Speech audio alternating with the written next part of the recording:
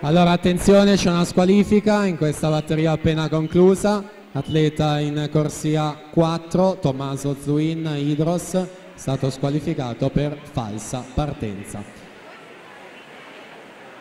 In acqua la 4, presentiamo la quinta e ultima, Nicola Baldina alla 1, Nicola Pasquale alla 2, Alessandro Borsato alla 3, Andrei Golubovic alla 4, Alessandro Antonio Giangreco in 5, Marco Montiano in 6, Luca Bigele alla 7, Leonardo Bergamo alla 8.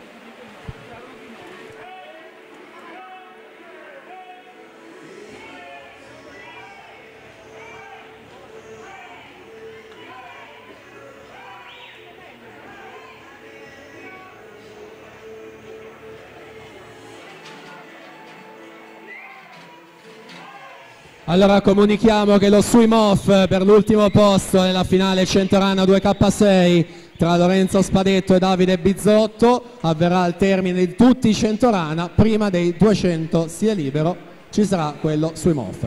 Intanto Marco Turco Bovolenta 1.577 su Marco Maset 1.695. Alla partenza abbiamo la quinta e ultima batteria.